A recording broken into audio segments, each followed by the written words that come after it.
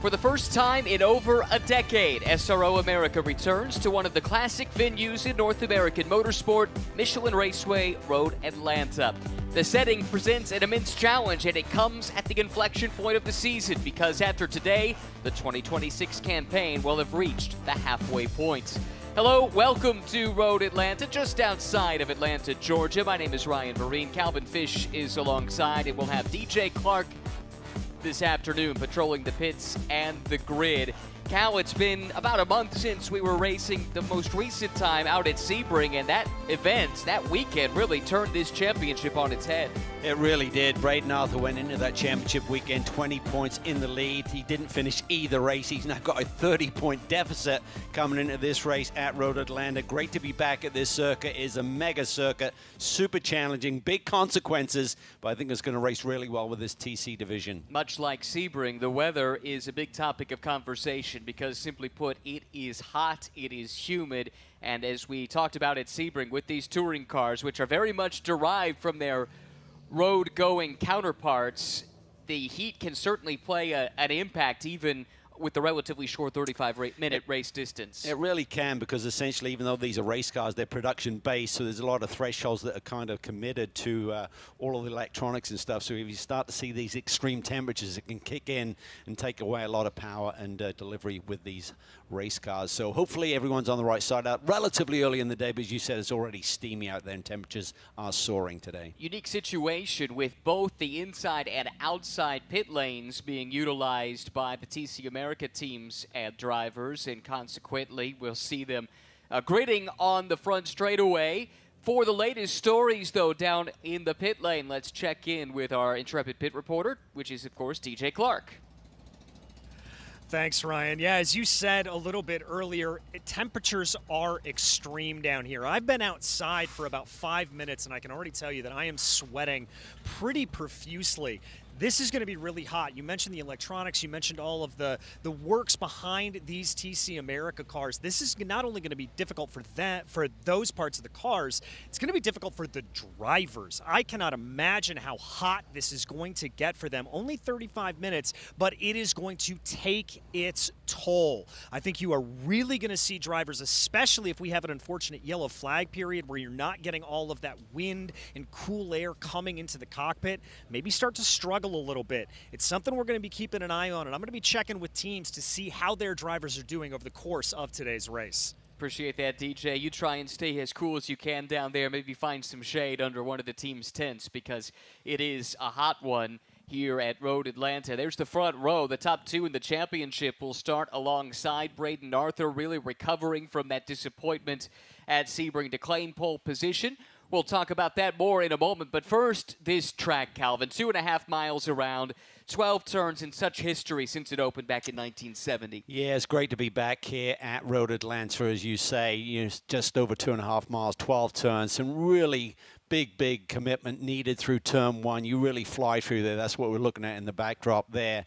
And then turn 5 is also a very challenging corner. There's a lot of time to be made up through there, but some low speed stuff as well where it's very technical. You got to have a lot of patience there and try not to overdrive the tires in these extreme conditions as well. So even though it's only 35 minutes, there's been a lot of management going on here today, I feel. Local businessmen David Sloyer, Earl Walker, and Arthur Montgomery dreamed up this place back in 1969. They had to rush to get it ready because a Can-Am race that was scheduled to take place elsewhere got canceled and needed to find a new venue. So in less than a year, they put this place together, and it's been a classic ever since. It really has. Took a little bit of a change there. We used to have the massive dip down the back straightaway, the extreme speeds approaching this bridge turn, which is turn 11. So they slowed things down there with that chicane there in turns 10A and 10B, but it doesn't really reduce the challenge of trying to get around here quickly. And what do you remember coming here for the first time in your racing career? I think, whenever I visit a racetrack like Sonoma or wherever you got massive elevation change, I think that adds to the challenges, but I love the commitment that it took. You have to get comfortable with it. It's old school.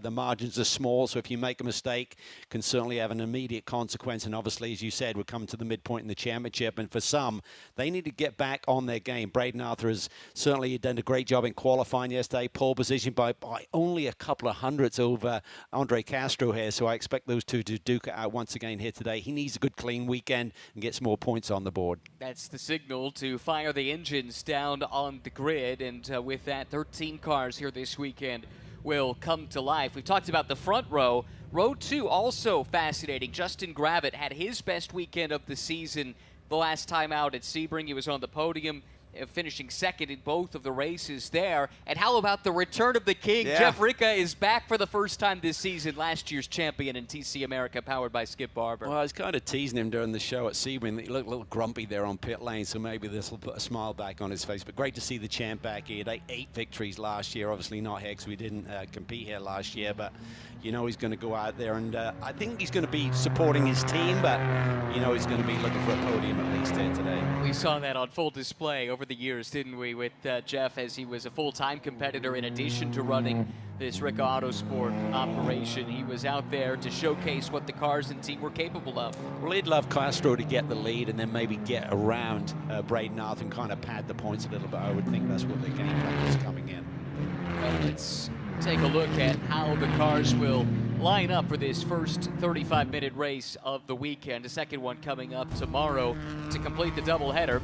Here is the starting lineup with Braden Arthur on the pole position in the best placed of the Toyotas, and then it is a horde of Hyundais. Andre Castro alongside will start in second. Justin Gravitt in row number 2 will start third. Jeff Ricca, the team boss, in fourth place, will start on the outside of the second row. To the third row of the grid, that's where you find Eric Coons, who was on the podium in both races at Sebring as well. Shelby Mills, another Canadian, starts in the 6th spot here today. Then it's Jesse Dorkin, teammate to the pole sitter Braden Arthur. Logan Anderson alongside for the Skip Barber Racing team in one of the Acuras. Another Acura, this time from Precision Racing LA, driven by Mike Lamara. And James Klimas returning to the series for the first time this season. PJ Gronke makes his return as well, next to Robert Bellevue, and Dean Lambros will have to start out back, but that's a car that should have some decent pace. We'll watch and see what he can do from 13th, the final starting position on the grid. Field in great alignment. This is the long back straightaway into that chicane that Calvin mentioned. One of the significant changes that's been made to the layout over the years. By and large, though, the original layout remains intact. And now, the calm before Bedlam as the car makes its way under and down the hill one more time to turn 12, coming to the green flag. We're getting reports of a gearbox issue for Mike Lamara. That could, well, certainly will be a setback for him to get this day underway. There's the green flag. Good getaway from the pole sitter, Braden Arthur. White and purple machine heading down into turn number 1. Side by side, though, between teammates for second and third. Yeah, Gravitt had a really nice start there from the inside of the front row and kind of puts the pressure on his teammate. But I think Castro has got that position back as they head up to turn 3 and down through the S's. More side-by-side racing further back. Acura, Toyota, and Hyundai all dueling here further back in the field. That's Anderson kind of at the front of that second pack of cars. He started 8th, and right behind him is Lambros, 2 Skip Barber Racing teammates nose to tail. Yeah, and Lamara must have had an issue on that formation lap. You see him there at the tail end of the field in the metallic blue machine. So probably had an issue, dropped to the back of the field. You can't reclaim that if you have an issue, so he's got a little bit of work to do, but he seems to be hanging with the pack, so hopefully technically that race car is okay. Nifty move by Dean Lambros a moment ago, got around his teammate. Dean comes into this weekend 4th in points on the strength of 3 podium finishes thus far, but hasn't broken through for that first win just yet. Still opening lap here at Road Atlanta.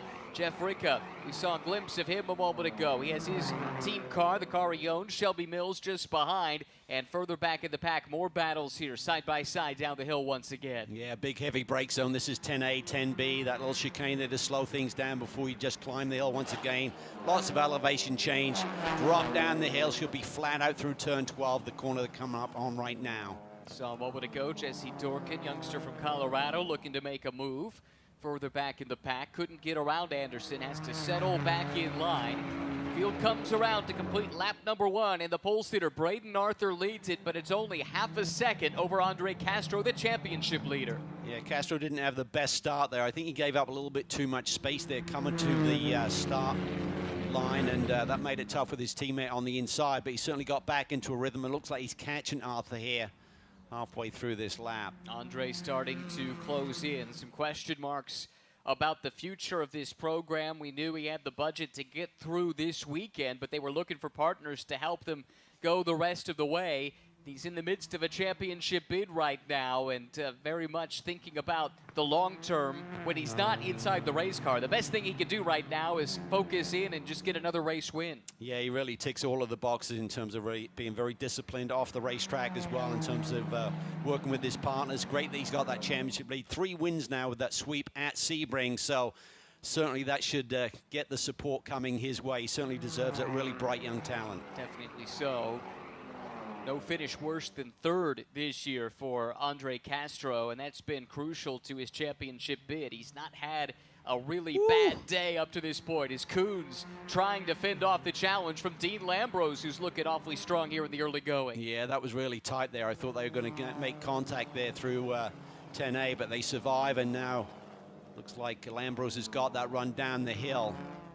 Well, Dean had to start out back, like we mentioned, but that car has been fast here this weekend. Dean's been strong this season, and he's already been able to race his way up through half of the field from 13th on the grid to 6th now, just a couple of laps into the race. Yeah, he's really on the attack. You can see how he was really pushing through turn 1 there, so he's trying to make up a little bit of lost ground here early in the race. Mentioned it off the top. It's been a long time since this championship under another name has been here at Road Atlanta, and especially in this TC field, you're looking at a good chunk of drivers that have never raced around this place before.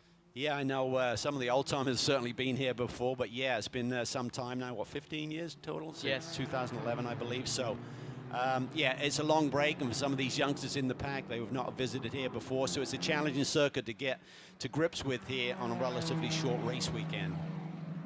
This right here is the fight for 5th, 6th, and 7th. Back to the front of the field where you find Braden Arthur now starting to leg out that advantage over Castro, and Gravett is starting to reel Castro in. That's an internecine fight between a couple of Rika Autosport teammates. It is, and even though Castro's got the championship lead, everyone's out there other than Jeff Ricker, I would assume, is out there for their own intentions to get the best result possible. I think Ricker's just sitting there watching his 2 teammates, hoping that they go on the attack a little bit and get to our leader, Braden Arthur. Jeff just did the best first sector of anybody through this point in the race. Those lap times super close amongst that top group. Lambrose now has worked his way around Shelby Mills as well. So from 13th up to 5th in just 3 laps. Look at Coons, he's looking for a way through as well. So both those drivers up on the wheel trying to make some progress here. Gravett turned in the fastest lap of the race here just a little bit ago at a 33.5. That is only fractionally, though, quicker than the top 2. Arthur just ran a 33.6. Castro at 33.576 to Gravett's 33.542. Yeah, very evenly matched there between the top 5 or 6 in this race. Real key is going to be tire management here. In this sort of heat, it's really easy if you've got any sort of imbalance in the car to start to overdrive it, create a balance that you're going to struggle with in the last 10 minutes. So I think everyone's just in management mode right now. Spoke to JMF this morning about the issues that Braden Arthur had back at Sebring. It was a fuel pressure issue in race 1 there, and then he actually had a little bit of contact in race 2 that punctured the radiator, so 0 point score, and what a swing that was on that day, Ryan. Certainly so. Again, we talked about it. It was a 20-point lead going into the weekend at Sebring, now a 30-point deficit, and it goes to show how quickly things can change if you have a bad weekend, and that was not just bad, that was catastrophic. Yeah, it really was. He had a fast race car once again, but just one of those weekends to forget. But he dusted himself off. He seemed pretty calm afterwards and just he said, we'll reset and come back, and they've certainly done the best job of doing that by sitting on the pole and leading so far. And he's actually extended that lead a little bit on that last lap. He just set the fastest lap of the race, Braden Arthur did, and that's extended the lead up to almost a 1.5 seconds as you see them come down the hill through the S's. Really challenging part of the racetrack.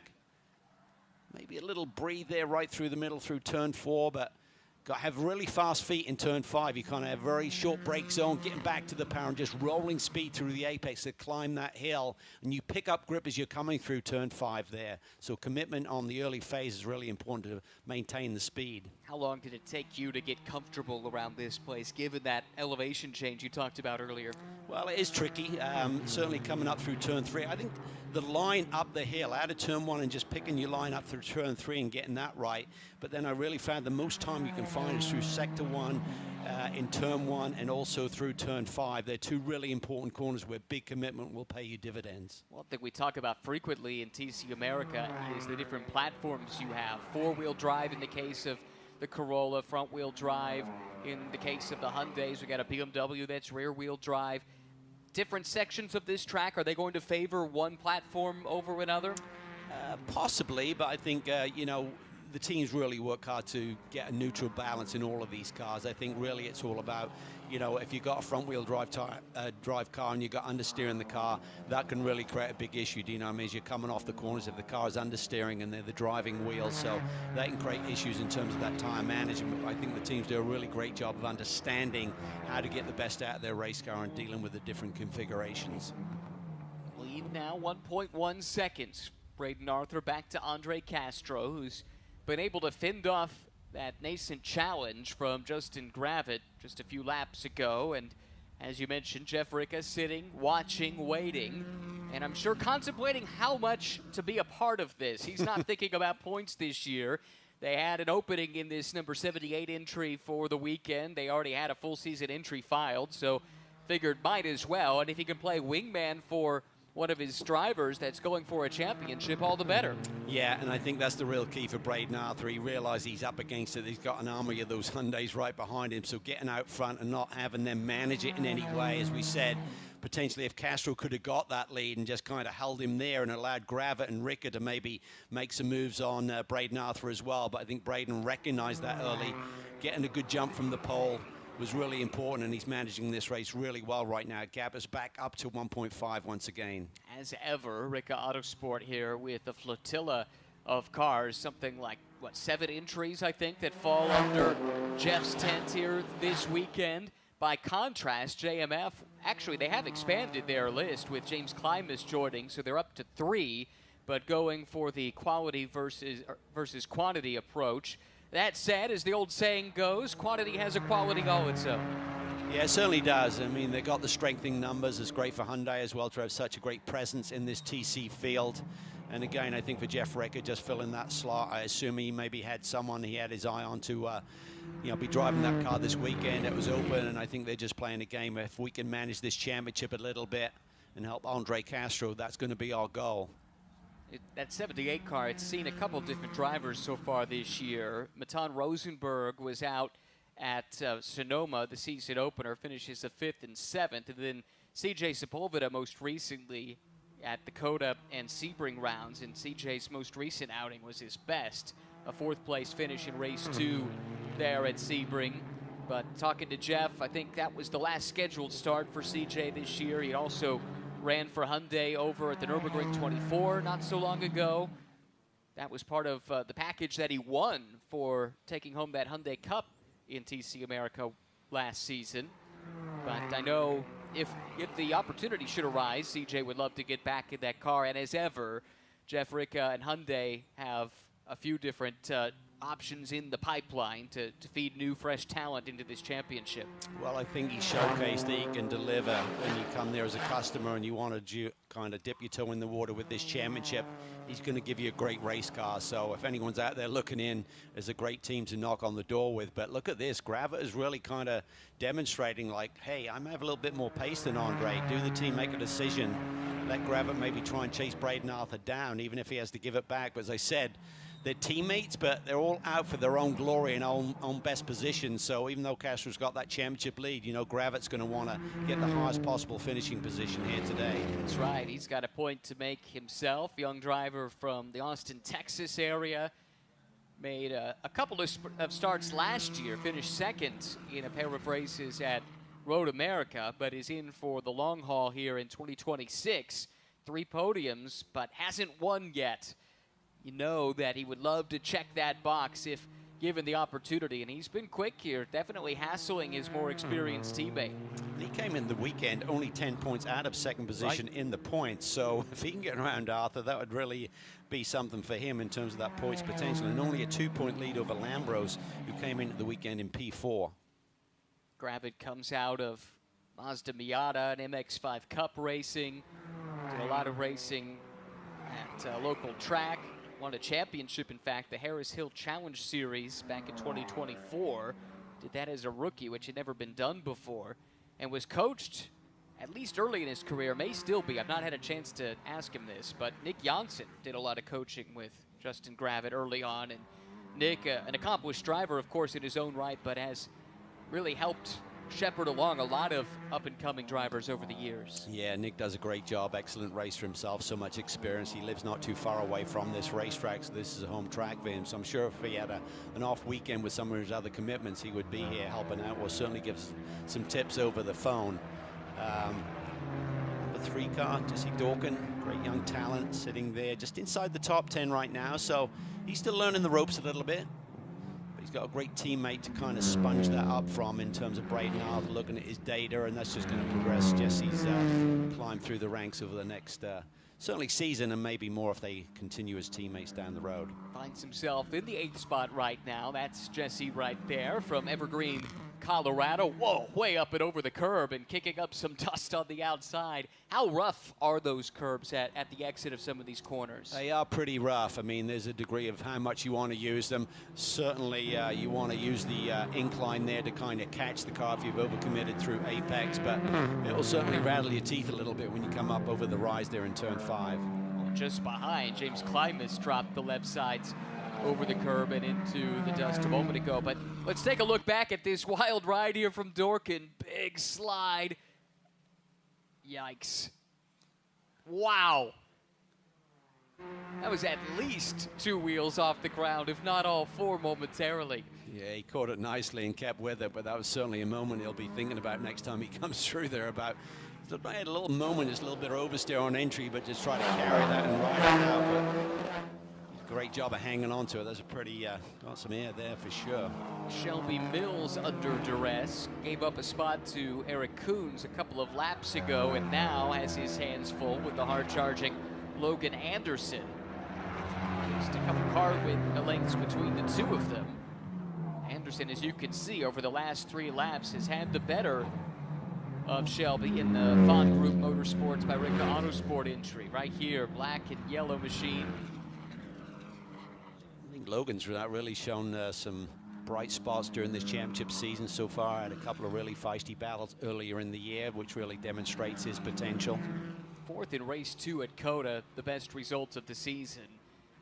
He's been in that 7th position 3 times so far this year.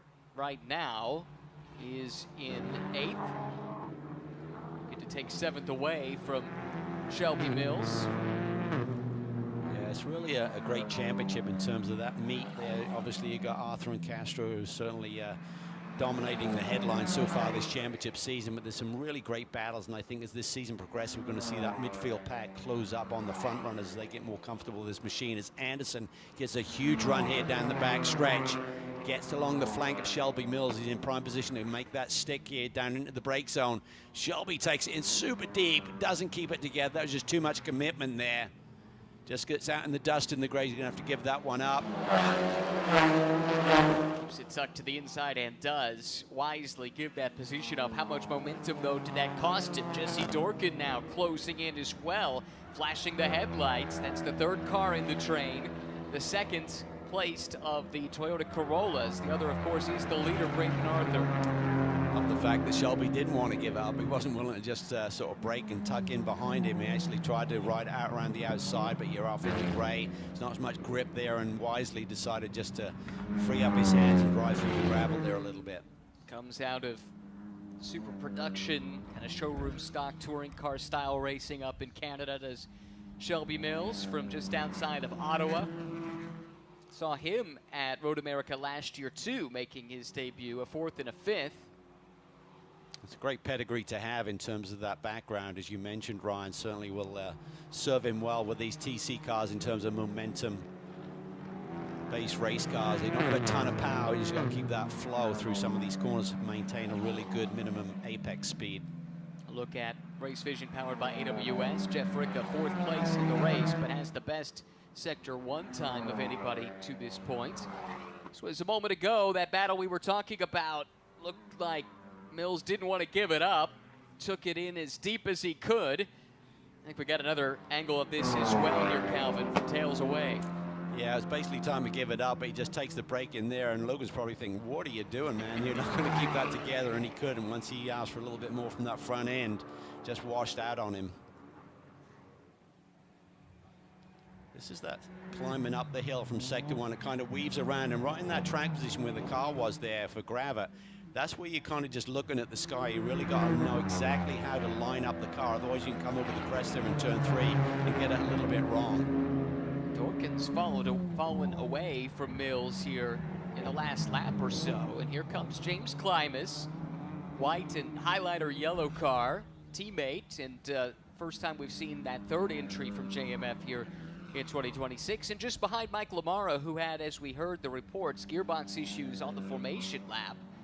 Not sure if that car is totally back to 100% because he's not been able to make much progress. Well, I think it just shows the depth of the field because his lap times are super competitive. That little group there running lap times only 1 second off the leader's pace for fast lap of the day. So they got pace there. I think Lamara with that technical issue and having to drop back on that formation lap has maybe cost him some positions, but just shows how tough it is to make some moves here deep in the pack. Unfortunately, that's sort of the year it's been for Mike, who's had good pace, but have a whole lot of luck at Sebring, DNF in race 1, Mustard at 9th in race 2. That was coming off a strong weekend in Coda where he had his first top 5 of the season. 7th in points coming into the weekend, but 91 out of the championship lead. Klimas and Dorkin continue that little battle right in front of him. As you said, 3 entries in the field. You got the leader there now, good to the tune of about 1.8 seconds over Castro. To be managing it nicely as we're digging a little bit deeper into this 35-minute race. But it's right about this point, if Ty's going to have any issue in terms of losing a little bit of grip, maybe some balance, this is when it's going to start to kick in. Love the flow of this racetrack. You just really have to get into the groove around here. Sweeping turns, maintain that momentum. Love this corner here, the brake zone for turn 5. A little bit of an incline there, so it's going to slow you down as soon as you do get off the gas pedal and briefly touch the brakes. Try and get the car balanced on entry, but then try and squeeze back to the power as soon as you can to roll as much speed as you can through that critical corner. Great rhythm to the place. Drivers adore coming here.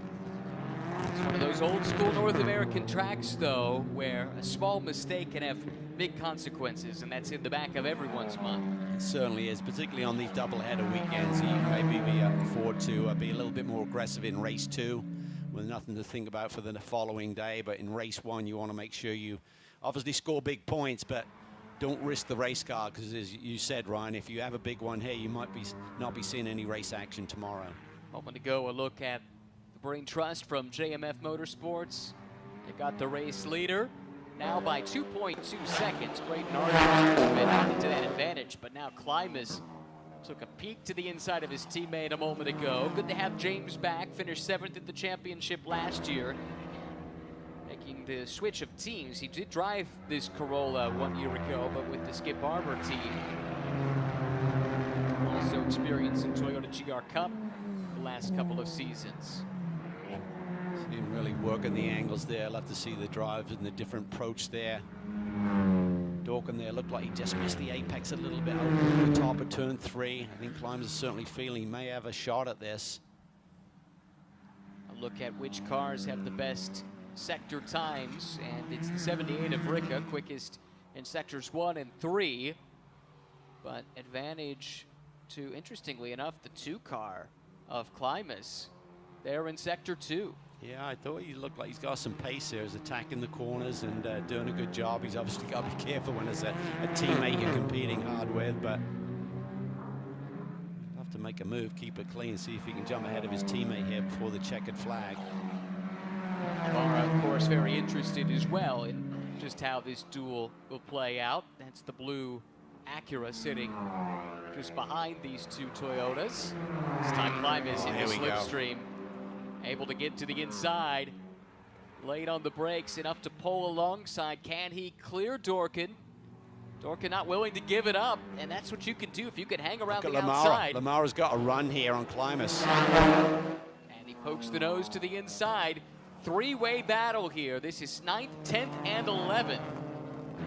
And they exit the final turn the same way they entered, remarkably. Dorkin still clinging to that 9th position. Yeah, very respectful there between all three drivers. We saw the brake lights on, Klimas come on. I thought he was going to give it up, and then I realized the door's still open. Tried to sneak to the inside, but Jesse did a nice job there of just rolling through the outside of that first part of the chicane and keeping the position coming off. While we're watching this, just notice that the lead has come down from over 2 seconds to 1.5. Arthur back to Castro. There's a look at the top three that are running relatively close together. Rick has fallen off the trio, interestingly. Yeah, I think he's just said, you know what, there's not much I can do to help the fight here for Castro. Just let them go at it. But, yeah, there's definitely been an ebb and flow. I ain't sure that's how the two brands perform around this racetrack, but there's definitely like a concertina effect between the delta between the cars up front here. This will give Castro and Greva a little bit of hope, but it seems like Braden Arthur's got this one under control so far with just over 11 minutes to go. If they finish as they run, that 30-point deficit would be down to 23. But should Gravett get around Arthur, as he was threatening to do not so long ago, that would make it 30, that would change that around. I didn't quite get my sums right, but anyway, that would have an impact certainly in the advantage that Arthur would be able to claw back relative to Castro. Yeah, absolutely. 7-point swing between first and second, 10-point swing between first and third, so every position is super critical. But I think for Castro, he knows he's got that 30-point lead coming in. And basically, even if Braden Arthur went on a tear and swept this weekend, swept at Road America, and if Castro keeps finishing second, he's still hanging on to that championship lead. And that's the game you have to play. That's the math you have to put in your head when you're in a championship battle like this.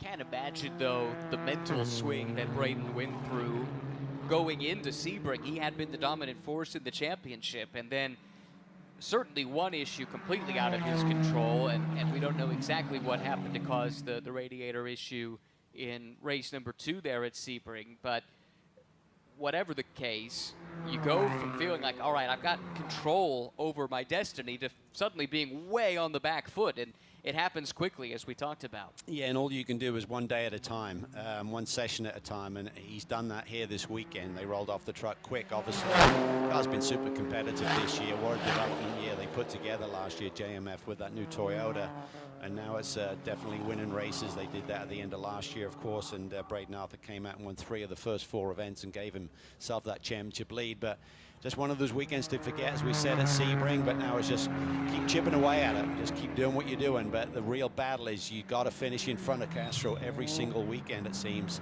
with that 30-point deficit coming in. Where I really feel for Braden is he had to sit on that and stew for about a month since the last race at Sebring, and I can't imagine having to manage all that frustration for such a long period of time, knowing just can't wait to get back in the car, right, and try and make some headway once again.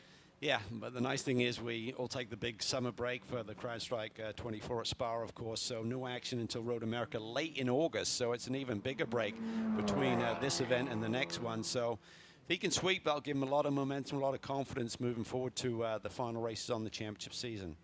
Here's Robert Bellevue, second weekend with this vivid paint scheme. The lone BMW M2 Racing, the G87 variant, which is BMW's new turnkey racing option. Comes out of vintage racing, and I expect this is doubly true on a day like today, but he said, my favorite thing about driving a modern race car is the air conditioning. I love it. You need it on a day like today, I tell you. It's a scorcher. Here comes Klimas, and this time he's got the move made. before they ever get to the braking zone down to the chicane. And interestingly, they have caught Shelby Mills, who has dropped back behind Anderson now in the 8th spot. Now problems here for Klimas. He leaves the door open to the inside, and Dorkin takes the spot right back. Bit bizarre. Way too easy. Didn't see the move that he made, so I guess there was a little rough and tumble, and he bumped and run in to get the position. He's just given it back. Did have that look to it, but then it begs the question, why make the pass down the straightaway? I'm not really sure what the root of that would be. End result, though, is the positions are back to where they started, and before too much longer, they'll be at the doorstep of Mills. Yeah, looking at the pace, we talked about, you know, managing the tires. Best lap of the day is still our leader, Braden Arthur, at 133.2. Leaders are currently running in the low 34s. Arthur's maintained a really good pace, 134 flat compared to a 34.4 for the two Hyundais chasing him down.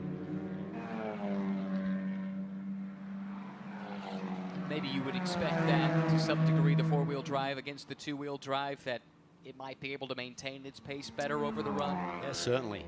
You would think that would be an advantage. He just actually went personal best middle sector there on that last lap for Braden Arthur. So yeah, he's got a really good race car underneath him. Now you'll file that away, right, if you're Andre Castro, and realize if you're going to make the move tomorrow, it better come pretty early. I think the start was super important. I mean, getting that pole position, and now he's got fast laps, which will give him pole for tomorrow importantly as well. So he's ticking all of the boxes. You said he had a lot of time to dwell on the Sebring weekend, but he's come back strong and doing everything right so far. So it's a strong team. Danny Kogan, all of the boys and girls on JMF Motorsports, they got enough experience now to just say, you know what, we'll forget about that one and we'll move forward and reset.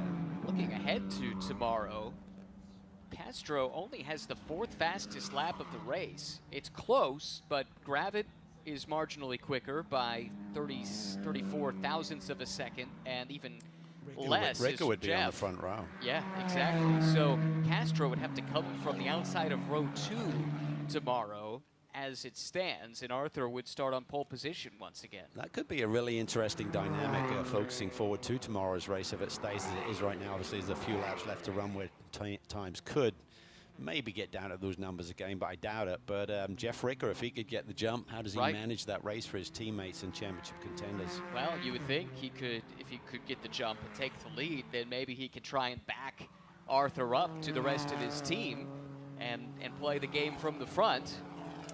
I think the JMF squad felt that happened a little bit at Sebring. As we said, for Braden Arthur, get the pole, go out, lead the race, take the heat off, and he's got potential to do that again tomorrow with fastest lap, and as you said, that will give him the pole position to cut and paste it. But lots of ifs, buts, and maybes in motorsport yet to be seen this weekend. I'm sure Braden Arthur and company won't be counting any chickens just yet, because they know how quickly things can come undone, even in a race that he's controlled up to this point. He's built that lead back to nearly 2.5 seconds over Castro, and a lot of smoke here from Mike Lamara's Acura. Day that started in frustrating fashion has literally gone up in smoke. Well, you saw the arrow pointing to it. Here comes the fire extinguisher. Oh, and we talked about how race 1 can sometimes have a residual impact on race 2. You've got to hope that whatever the cause of that is, it's something that can be rectified. And if there was some fire, that it didn't cause too many problems that could put race 2 tomorrow morning in jeopardy. Yeah, we believe there's a gearbox selection issue on the formation lap that dropped him at the tail end of the field. I would doubt that that's related to the issue he's got right now, but you never know. But up front, Braden Arthur now to the tune of over 2.5 seconds, biggest gap that he's had throughout the day. Just under 4 minutes to go. To go through all that fire extinguishant here could be a little unsettling. Castro just answered. Wow. And just took a second. Yeah. Well, like we were saying, you don't count your chickens. Yeah. Graphic is showing 2 point, but real time it's actually about 1.6 with the mini sectors that we're seeing on our timing and scoring. So it is really quite a dramatic change in that gap up front. See if that's a trend that continues or if Arthur is just managing this car here for the final handful of laps. Good through sector 1, about 300s up, so no real performance issue, I don't believe, with the race car. I'm not sure if he just had a little bobble or a mistake in one of the sectors, and that's what closed the gap. If you're Andre Castro, can you see that gap visually closing, and does that give you that little bit more? Oh, for sure. Yeah, you'll see. That's pretty dramatic. It's almost halving the distance between you and the lead. Whoa! Oh, big. Is that the 33? I think it was Coons, yes. Just a brief glimpse we got of it. Found the tire barrier, and that will almost certainly be bringing out a full course yellow, the first of the season in TC America with 2 minutes, 20 seconds to go. Good to see Eric's got the door open and he's moving around in the cockpit. That looked like a massive hit. Yeah, we talked about it, the consequences of this old school racetrack. If you have a moment, it can be a big one. He was having a good day as well, up in 6th place. And that has led race control to say this is the final lap. There's Eric out of the car and behind the concrete wall with his head down, though obviously despondent, and that car has sustained significant damage. Found the tire bundle, that's the good news, so that would have cushioned the blow, but nevertheless that looked like a significant hit for the young Canadian. Yeah, obviously big doubts about whether we'll see that car back in action here tomorrow. Now that's when you wonder, does Jeff get out of his car to make sure his customer could That's a great point. Could run tomorrow if it comes to that? I think we got to look at what happened to Eric Coons. Safety car is out, leading the field around for one final lap. And he had a technical failure. Left front suspension there just broke on him down into turn 6. Wow. That has to be startling. Safety crew and medical team is there. And again, the good news is Eric got out of the car under his own power and walked to safety. But it brings an end effectively to the race today and puts Eric's race 2 into question as well. For Braden Arthur, though, Calvin, this is the bounce back that he wanted and needed. You have to feel like this is awfully cathartic for that young man. Yeah, very much so. This will certainly give the team a boost there, knowing that they got a great race car, they got a great driver, and new racetrack, fresh venue, but nonetheless, they got the job done here and got that fast lap for pole position. As we discussed earlier, it's going to be Jeff Ricker on the front row, unless he gives up his car, of course, so that could factor in all of these possible scenarios for the start of the race tomorrow. Quite a few permutations to work through before the green flag tomorrow morning. 9:25 U.S. Eastern Time is the scheduled start. Our coverage will begin a little bit before that. We got another look at this. What happened to Eric Coons? Wow. Yeah, that's wild. So suspension braking, you wonder if that took away the braking ability. I mean, certainly the tire's not on the ground like it should be, but it's also going to affect the hydraulic system with the brakes as well, possibly. Happy that Eric at least is all right. Here comes the field through the final turn for the final time in race number 1. And from the depths of despair in Sebring, it will be victory lane for Braden Arthur and JMF Motorsports back on the top step of the box. Huge bounce back for them. Andre Castro comes home in 2nd place, but the gap that was 30 points now down to 23. But a solid day for Castro, the championship leader. I mean, you know, to build a championship season, you've got to take advantage of others' miscues and technical issues. And Castro has not finished off the podium yet this year. So, yeah, would he love to have increased that lead? But he's minimized it the best he could with Braden Arthur being on form once again. And another strong result as well for Justin Gravitt, who is rounding into form, it would seem, at the midway point of the season. That's his 4th podium result of the year.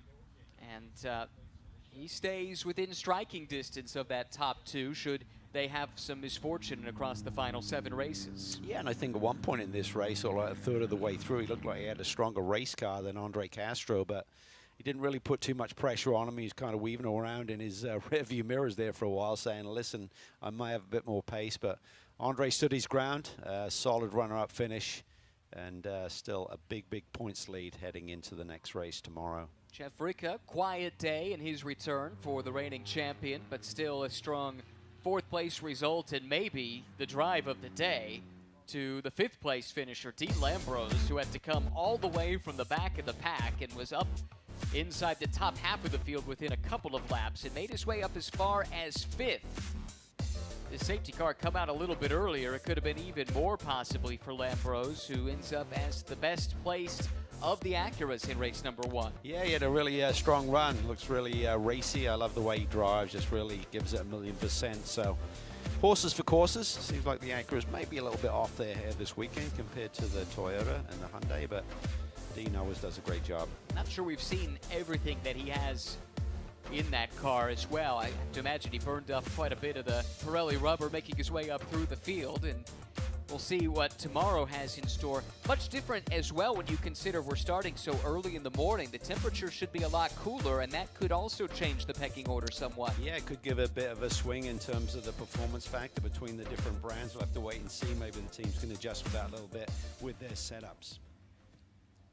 Well, shame to end under full course yellow, but remarkably, this is the first full course yellow for an in-race accident in TC America in basically a season and a half. There was one yellow all year last year, and it was really a delayed start. There was a crash on a formation lap in the final race at Indy, and that was the only yellow flag that we saw all season long last year, and we've come to the halfway point in the season with just one so far in 2026. Yeah, and it wasn't for driving Right. issues. It was for technical failures we obviously saw there. But, you know, I think a tip of the hat really to John Fergus, race director. I think he keeps this group of drivers. You got young and experienced drivers in the mix. Very disciplined. He's really methodical in terms of working with all of the players and talking to them and letting them understand from his experience behind the wheel how to go and approach your racing, whatever level it is at and whatever stage it is at. 1991 IMSA champion John Fergus, who has been there and done that as a racing driver and now has been tasked to shepherd so many of these drivers that are stepping into pro-level racing for the first time, and I agree completely. He's the perfect guy for the job. He's done a great job in his stewardship over TC America in the last few years. Here are the top 3 arriving in Parc Fermé, led, of course, by Braden Arthur. Can't wait to hear from this young man after the frustrations of a month ago at Sebring. This is the perfect bounce back. Not just the win, but the pole, the fastest lap as well, which means pole for race 2 tomorrow. Yeah, it's Danny Koch, their team manager with JMF, congratulating his driver crew is now coming there. They've done a great job. Been a lot of work there to get this car to this point over the last couple of years, so Toyota has certainly been there in the background as well, giving full support. Danny will be the first to admit without them we couldn't have put this program together, so great result for them. Series as well, doing a lot of work to make sure that this Toyota is a competitive proposition. Let's hear from our race winner now. DJ is with Braden Arthur. Braden, a big smile on your face. Just how huge of a result is this after Sebring? It's really rewarding. I mean, I think all of us coming off Sebring, we weren't disappointed, but we were just, you know, a little on the back foot because of everything that happened. And, you know, that's how race weekends go sometimes. So the only thing you can do is prep for the next one and come out swinging like we did, pole, and the win today. So we're really happy, and we'll do it again tomorrow. So. How crucial was that pole? And it looks like you may have pole for tomorrow. Looks like once you got that lead, it just was maintaining from there on out. Yeah, I think it's very important. I mean, with the championship how it is, I need to maximize what I have, and right now I think we have a good package going in tomorrow as well, but we'll see what Andre and the rest have for us, so I'm excited. We're excited to see what you can do, Braden. Enjoy the celebration. We're going to keep going over here as I see Andre Castro over to the other side. It is pretty hot out here, so Andre's hydrating up. Andre, I want to start with that heat. Yeah. Just how brutal was it behind the car?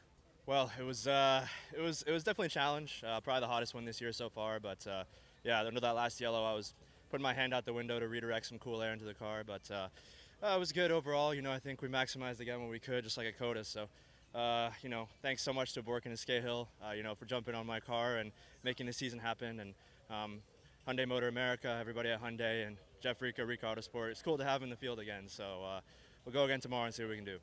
What can you do tomorrow? It looked like that Toyota was pretty darn strong today, but do you have something you could throw at him? No, absolutely nothing. It's pretty mismatched, I think, as you can see at the moment. You know, just exiting 7, the number of car lengths you can pull is quite astonishing. So, yeah, nothing. But you know, still have a Hyundai and Trophy Cup to compete for, and yeah, today ended up winning that. So really happy, and I'm happy that Hyundai is back with the Trophy Cup, and hopefully tomorrow we can get on the podium again and maybe win the Trophy Cup.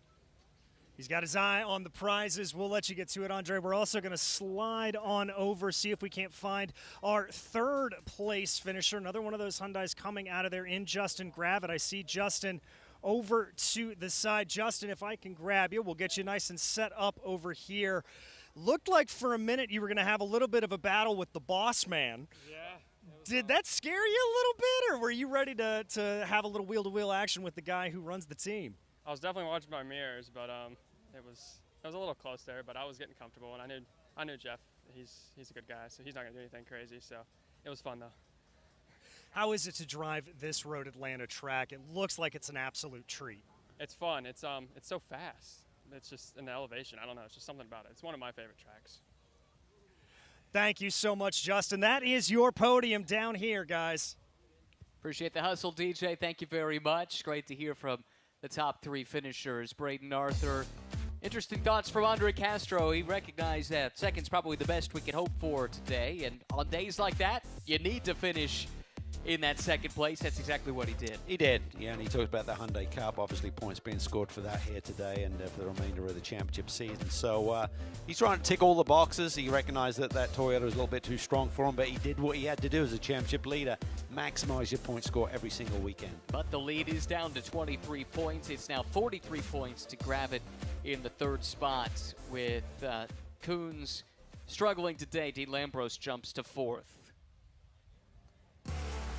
Here's a look at the way race number 1 played out for TC America, powered by Skid Barber at Road Atlanta. Braden Arthur, the pole sitter, able to grab the lead from the pole position and pretty much controlled the race from there. Behind him, though, Dean Lambros was the man on the move, had to start out back, and within a couple of laps, it made his way into the top half of the field with some incisive moves. His teammate, Logan Anderson, also had some aggressive maneuvers, picking up positions in the early stages. Wild ride for Jesse Dorkin, 4 wheels off the ground at one point. This was a battle for position. Shelby Mills trying to hang on to the spot, ultimately had to give it up, and a fire at the right front for Mike Lamara dropped him out of the race. This failure was the end of the day for Eric Coons. He was able to walk away from that scary incident, but it meant the race ended under yellow flag conditions, with Braden Arthur taking the win.